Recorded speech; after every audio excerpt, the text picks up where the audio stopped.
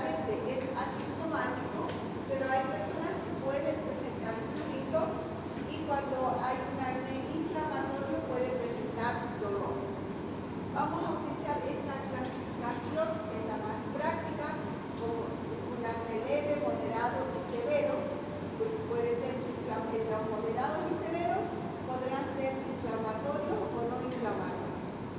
Las lesiones que caracterizan, que es patognomónica del acné, son los comedores. En los comedores abiertos son estos los puntos negros. Los comedores cerrados son color piel. Entonces, ustedes aquí en esta imagen de arriba tienen un acné comedoriano. Esos son solo puntos negros. Y aquí tienen un acné inflamatorio. ¿Qué más lesiones vamos a encontrar? Pápulas, pústulas. A medida que va agravándose, vamos a ir encontrando más lesiones. Después nódulos, que los nódulos pueden ser inflamatorios, pueden haber quistes, ¿no? A medida que va más severo. En este caso, por ejemplo, ¿qué encontramos?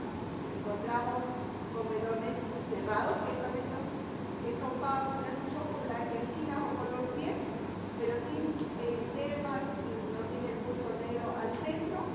Los que ustedes conocen como espinillos son los que tienen punto negro, que son los comedores abiertos. Además hay nódulos inflamatorios y hay quistes. Ahora, un acné es esa inflamación y las pústulas están producidas por reacción inflamatoria al Propionobacterium acnes. Pero un acné escoriado puede sobreinfectarse, ¿no? Aquí vemos una costra melicélica, puede haber una sobreinfección bacteriana, pero la inflamación, las pústulas son por el Propionobacterium acnes.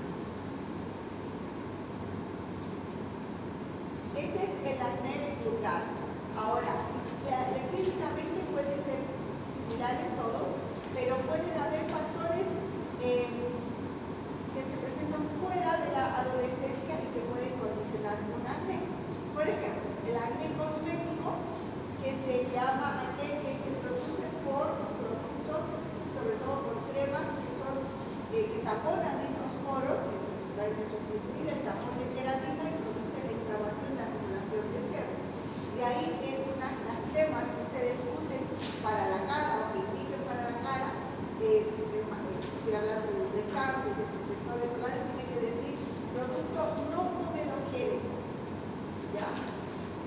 Después, las reacciones acneiformes son cuadros que parecen acné, pero que en realidad no son. Es más monomórfico, tiene solamente pápulas eritematosas, puede tener pústulas. Esta aparición aguda suele acompañarse de prurito. La localización más frecuente es el tronco y se relaciona con medicamentos como corticosteroides, la vitamina B, especialmente la vitamina B12 y la isoniazida. Son los más frecuentes. Es una persona que aparece con un acné muy rápido, en 1 o 2 semanas, tienen que investigar esta reacción. Después, en la mujer joven, entre el 20 y 25 años, puede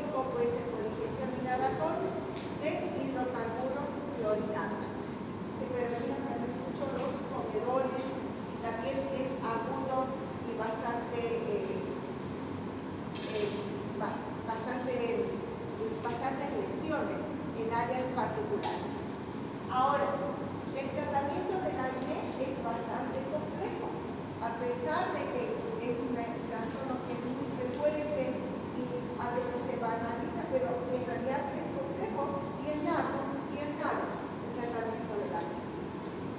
La limpieza con agua y jabón. ¿Qué jabón vamos a usar? Depende de qué tratamiento vamos a darle de estos. Si es la isotretinoína, si es la retinoína, si es exfoliante, vamos a usar jaboncillos de glicerina. Pero si usamos más antibióticos tópicos o peróxido de bencilo, los antibióticos tópicos cada vez se usan menos, pero igual en algunas circunstancias necesitamos. Entonces podemos usar jaboncillos con ácido salicílico o con un poquito de azufre. El azufre se usa más, es bastante para el acné, pero produce mucha irritación.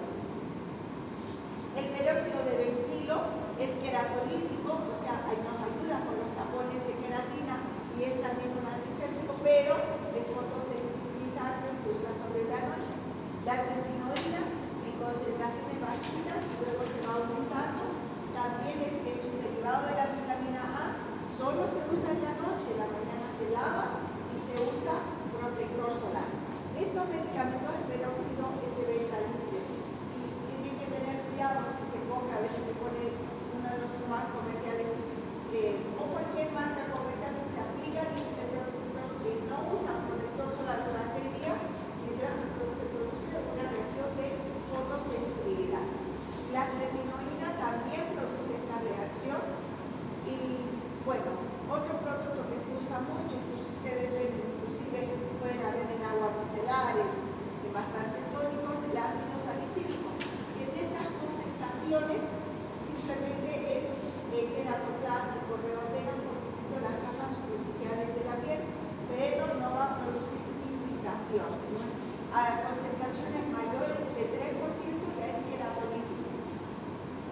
Ahora, cuando estamos frente a un acné moderado a severo, tenemos que conjugar el tratamiento tópico con tratamiento sistémico.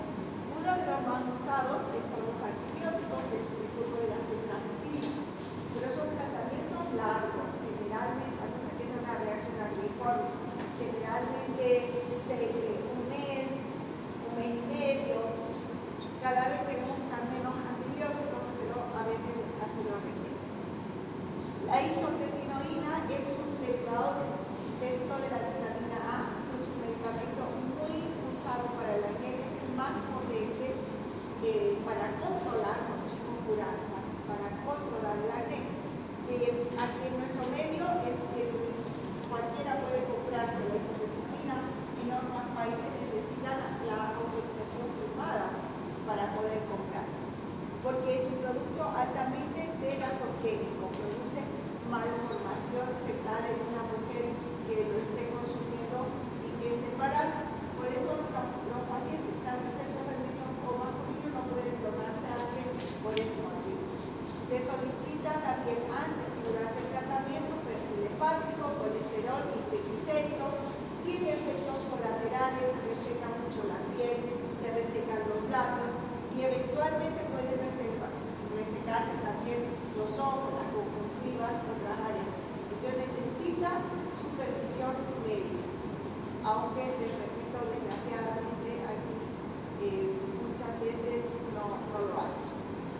Y en las pacientes que tienen un acné ligado al trastorno hormonal, el uso de cicloterona, este antiandrógeno que viene en algunos anticonceptivos orales. También hay otros antiandrógenos, pero es el más usado. Lo que queremos en el tratamiento del acné es evitar las cicatrices, que después son muy difíciles de tratar, también, y generar una calidad de vida al paciente. La rosácea es un trastorno inflamatorio crónico de la piel. Antes se conocía con el nombre de acné rosácea, pero ahora preferimos simplemente decir rosácea.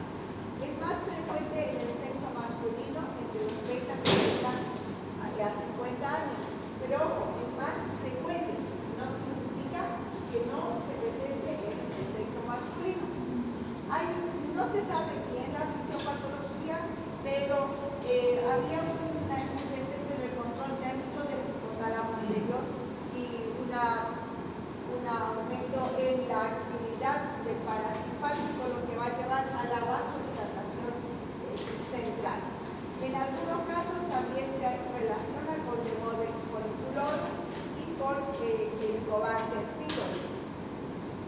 Es un trastorno crónico asintomático y estos factores, como hay esa alteración en la regulación térmica, entonces estos factores que producen vasodilatación son los principales activos y que van a activar constantemente el proceso de vasodilatación y perpetuar la rosácea. La exposición al calor, especialmente el sol, pero las personas que cocinan también están con los vapores de la comida, los hornos, también pueden sufrir su efecto. Ingesta de alcohol, que no tiene que ser alcohol en exceso, un poco de alcohol, sobre todo el vino, que produce mucha vasodilatación. Las comidas calientes y picantes. Dijimos que puede estar asociado con el Helicobacter, ahí en esta anamnesis vamos a ver si hay antecedentes de gastritis, si tenemos esa sospecha, pedir la serología para el Helicobacter pylori. Los diagnósticos diferenciales, acné, es el más importante. En el acné, acuérdense que tiene que haber comedores, en cambio en la rosácea no van a haber comedores. Dermatitis seborreica, dermatitis perioral, dermodesitosis, que es la proliferación del Dermodex folliculorum, pero sin esta relación importante con estos factores, y el eritema en la larva mariposa, en el lupus eritematoso sistémico. Pasa por tres estadios. El uno, que se caracteriza por eritema en las mejillas, en el dorso nasal, también en la región de la frente y en el mentón. El estadio 2, y al principio aparece se llama como un flash. Primero se enrojece la cara y mejora, aparece y se va. Después el eritema se queda permanente.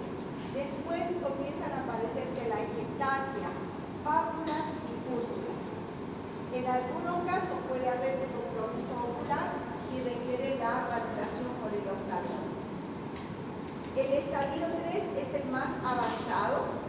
El eritema ya no es solo, sino que se acompaña de un edema, pero es una induración, mejor dicho, a expresas de induración de la dermis. Entonces es un edema indurado. En los varones especialmente se produce rinofima, que es el aumento del grosor de la nariz. Y eso se ve en los adultos con rosácea crónica de muy larga evolución. El tratamiento es fundamental evitar los desencadenantes, el calor, el alcohol, picante, caliente. Usar siempre protector solar, idealmente 50 más. La opción, hay otras opciones ya, pero la más conocida es el metronidazol tópico al 0,75 en gel o crema. Y después hay estas opciones de tratamiento sistémico. La ivermectina también puede ser tópica, ivermectina al 1%, y después las tetracyclinas o la isotretinoína. Los corticoides tópicos están contraindicados porque van a llevar a una dermatitis perioral. Aquí vemos una paciente con un grado de eritema y hay un edema indurado y aumento de volumen. Aquí en las regiones malares, en la región meconiana, vemos pústulas, vemos pápulas, eritematosis. En esta paciente predomina mucho el eritema, aunque aquí no se ve tanto, si lo ven de cerca, bueno, aquí un poquito parece de telangiectasias, pero predomina un eritema vivo y algunas pápulas y algunas pústulas en las regiones malares y en el mentón. Este paciente de difícil diagnóstico podemos pensar en una dermatitis seborreica, pero no hay compromiso del surco nasogeniano. Y también podemos pensar en un eritema en la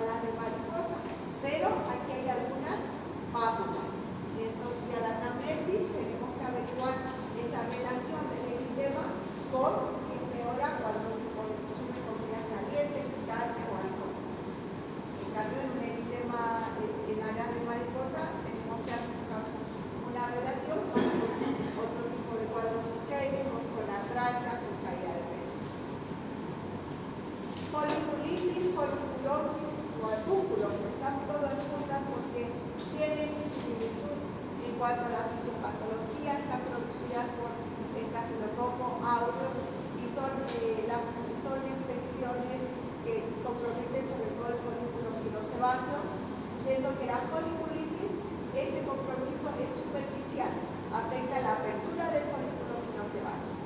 Puede o no tener prurito y hay factores como la fricción, el trauma, la humedad, la irritación que favorecen a su desarrollo. La localización más frecuente, los miembros inferiores, superiores, cuero cabelludo y el cuello. Se caracteriza por pápulas y pústulas rodeadas de un eritema a nivel folicular. El tratamiento, evitar los factores coagulantes, en las personas, la foliculitis en la región glútea, no muslo, las personas que usan pantalones muy apretados y están mucho tiempo sentadas, ahí tienen que usar más ropa de lino, de algodón, sueltas, ¿no? Para evitar esa fricción y esa humedad. Se puede hacer lavado con antiséptico y antibióticos tópicos como la neomicina con bacitracina. Y en algunos casos muy agudos requiere de tratamiento sistémico también.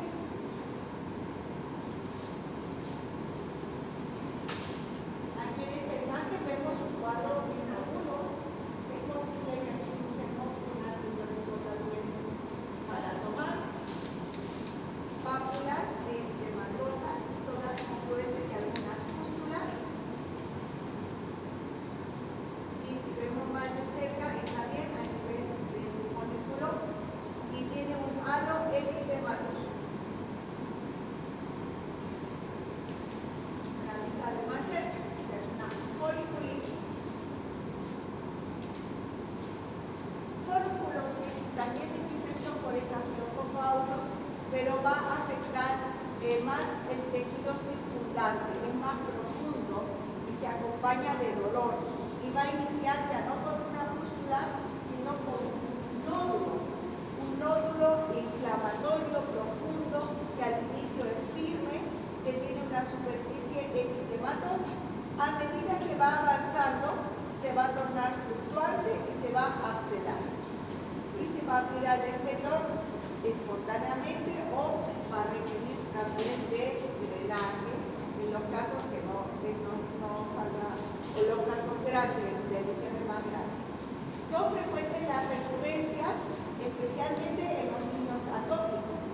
Y en estos casos es importante hacer el estudio, el antibiograma, para ver la sensibilidad a los antibióticos. En cuanto al tratamiento, cuando hay fluctuación, drenaje. Pero al inicio, cuando son nódulos, no se puede drenar. Entonces, el paciente suele sentir, cuando empieza a fluctuar, que le empieza como a latir. O si no, nosotros a la palpación, palpamos. Si está en fase del nódulo, hay que esperar. Dar antibiótico, antiinflamatorio y esperar. Si es muy inicial, puede ser que, como digamos, cortar el proceso y que no llegue a ansiedad y que no requiera drenaje. Esta es una opción de tratamiento. Fíjense nuevamente que el tiempo de tratamiento son 10 días. Los antiinflamatorios no esteroideos, el que ustedes prefieran, diclofenaco o ibuprofeno como analgésico. Aquí tenemos entonces un nódulo eritematoso de superficie también brillante y tiene un orificio con un tapón purulento, ¿no? En este otro caso, que ya es un absceso, ha salido el material purulento espontáneamente por ese orificio, pero por el tamaño vamos a necesitar ayudar y hacer un drenaje y dejar un drenaje también. En cambio, en los niños pequeñitos, estos frecuentes, ustedes conocen por el nombre común de cuchichis, estos son forúnculos pequeños que el drenaje va a consistir simplemente en hacer una antisepsia y con la punta de una aguja estéril, aquí levantar esta pequeña costa y hacer una discreta presión para que salga la muestra, pero nada más. O si no, cuando están muy superficiales, solo con lavado con agua y jabón y aplicar la crema antibiótica en estos casos. Y y el antibiótico no está en los corticoides, ¿no? No directo los antibióticos. En este pacientito que tiene quita en la cara, acuérdense que estafilococos pueden quedarse en forma de portadores, así que hay que poner también el antibiótico tópico aquí en el vestíbulo nasal. Carbúnculo estafilocócico también se conoce con el nombre de anthrax estafilocócico, pero en la literatura anglosajona, anthrax es más reconocido como producido por Bacillus anthracis. Entonces, por eso que prefiero usar el término carbúnculo para no tener confusión, y especificamos también que es el estafilocócico. Se producen agrupaciones de forúnculos que están interconectados entre sí a profundidad, ¿no? Y que tienen diferentes orificios de salida al exterior. Se presenta una área eritematosa, indurada, con múltiples orificios, por donde sale material purulento, también se conoce con el signo como de espumadera. Se acompaña de dolor intenso. Aquí sí va a haber o puede haber malestar general, fiebre y escalofríos. El paciente con un carbúnculo y que sepamos que tenga, paciente con diagnóstico de carbúnculo, tenemos que pedir laboratorio, hemograma y serum. Eso es algo básico. Pero si el paciente es diabético, entonces, aparte de pedir su laboratorio, tenemos que pensar en la internación. ¿De acuerdo? Porque va a requerir un tratamiento mucho más agresivo. Sabemos que lo más probable que le estafilococo, pero tenemos que irnos con más potencia porque puede producir un cuadro más grave y sistémico. Tomamos la muestra para cultivo, pero no esperamos el resultado de 3 días, sino que empezamos inmediatamente. En el caso del carbúnculo, no vamos a hacer un drenaje. Lo que se hace es una limpieza quirúrgica. O sea, va a entrar al quirófano, va a necesitar sedación, porque no sabemos la profundidad ni la extensión del compromiso. Aquí hay una paciente de San Juan, en una área, toda esta área estaba comprometida, eritematosa, la palpamos con guantes por supuesto, indurada, y aquí los múltiples orificios con la salida de material purulento. Entonces se hace una limpieza quirúrgica y después curaciones que va a cicatrizar por segunda intención. Candidiasis es una infección causada por Candida albicans, la cual habitualmente es afrófila en las mucosas. Ahora, ¿por qué se torna patógena y va del piel? Pues no se sabe completamente por qué. Los factores sí predisponentes están el ambiente caliente, húmedo, la obesidad, diabetes. Ahora, en otros estados de inmunodepresión puede haber un cuadro bastante severo y atípico. La causa del organismo, bueno, ya lo mencionamos, desafrófica patógena no se conoce, puede ser aguda, puede ser crónica, puede ser pruriginosa, puede ser asintomática. Aquí hay algunas formas de candidiasis. La candidiasis oral es frecuente en los lactantes después de un síndrome diarreico, el perleche, esa candidiasis se produce cuando hay invasión en los ángulos de la boca, las onicomicosis por cándida, sobre todo en las personas diabéticas que lavan mucho, la balanopostitis, que se asocia, se considera como una agresión sexual, y el intertrigo micótico, intertrigo candidiásico, que afecta pliegues, puede ser pliegues abdominales, las personas obesas, pliegues mamarios, pliegues axilares, pliegues inguinales, espacios interdigitales, y se caracteriza por eritema, con pústulas satélites, y esta es la importancia de por qué está la candidiasis en esta clase, porque cuando afecta estos pliegues, ese dato de esas pústulas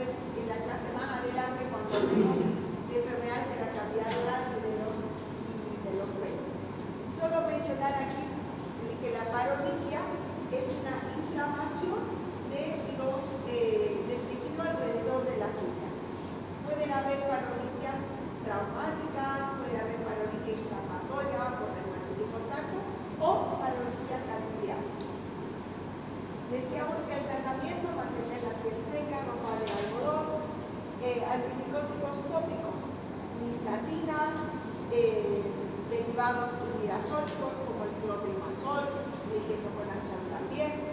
Podemos usar antimicóticos sistémicos, fluconazol, ketoconazol, compañía.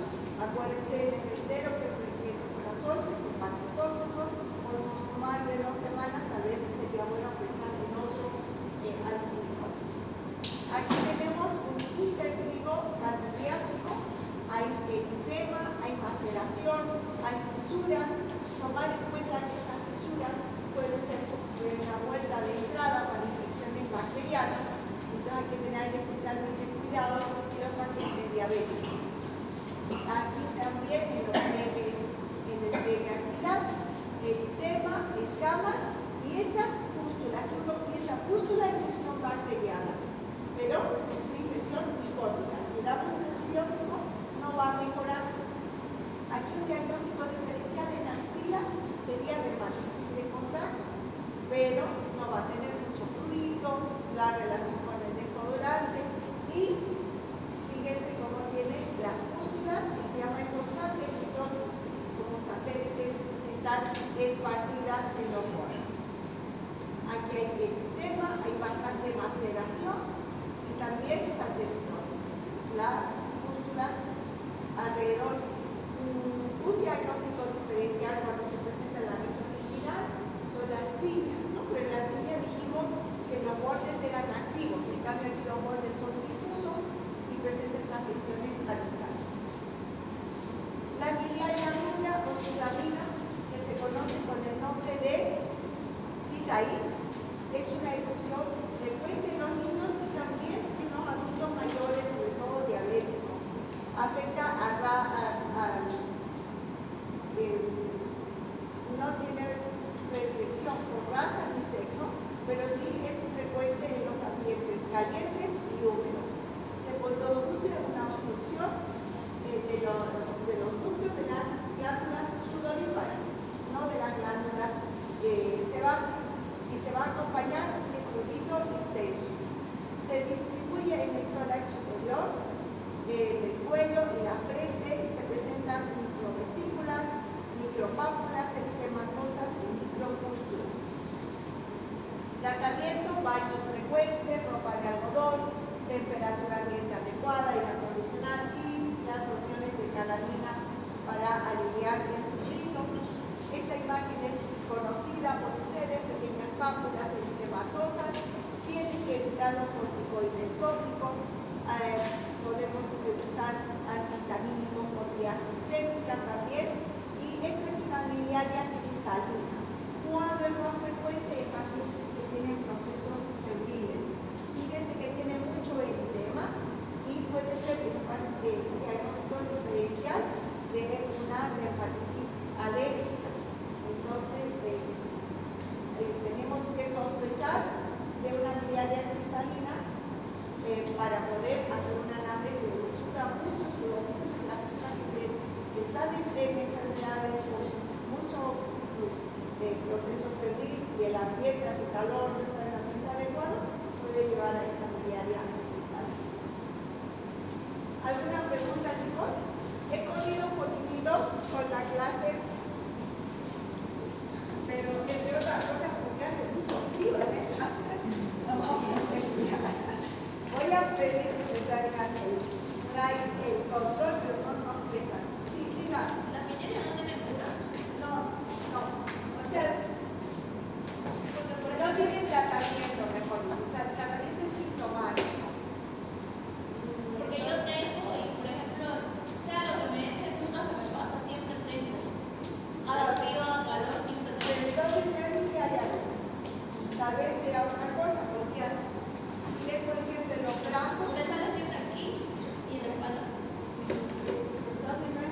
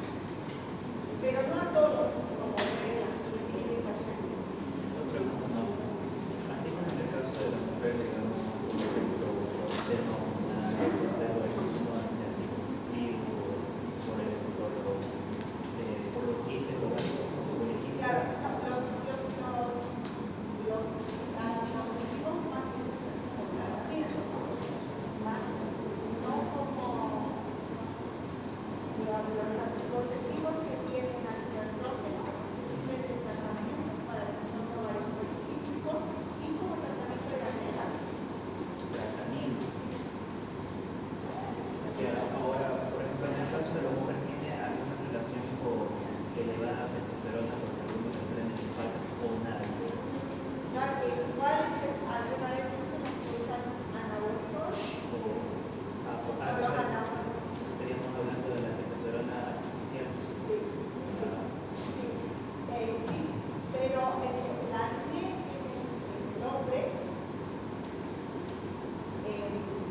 en el hombre, varón adulto, hay casos que son muy severos, el acné, pero hay una predisposición genética con el acné, pero cuando se da, puede ser acné bastante severo, inclusive uno queloidiano, donde se van formando queloides, el acné no es una delicada. Pero ahí entra más la parte de la genética de la hormona. Ahora, ¿hay algún estudio, así como un examen o algo para poder determinar la causa que origina cualquier tipo de acné, ya que al final se parece? ¿Alguna característica? En el hombre, en el varón, claro, en la adolescencia es acné de la adolescencia, la acné vulgar. Sabemos que hasta que los tratamientos son de control. Entonces, eso es algo que el paciente tiene que saber, que no son tratamientos de cura. Después el paciente con acné que está haciendo tratamiento a los 14, 15 años, vamos a controlar, pero puede ser que a los 17 años vuelva a tener episodios de acné, puede suceder. O puede ser que no. Lo que sucedía antes es que no, ya se te va a pasar, toma levadura de cerveza y se te va a pasar. ¿Verdad? Entonces se pasaba ese periodo, es como ese hongo hormonal, y se controlaba. Lo que hacemos inicialmente con la medicación es controlar hasta que desaparezca. Cuando sabemos, por ejemplo, en una mujer joven, sabemos que no tenía el acné de la adolescencia y comienza a tener acné, sabemos que tiene la posible relación con factores hormonales, y entonces hacemos la investigación. Algo que no les he mencionado, pero que también existe acné asociado con la resistencia a la insulina, acné asociado con el hipertiroidismo, pero son cuadros más severos, más puntuales. No les quería tampoco complicar mucho, pero lo más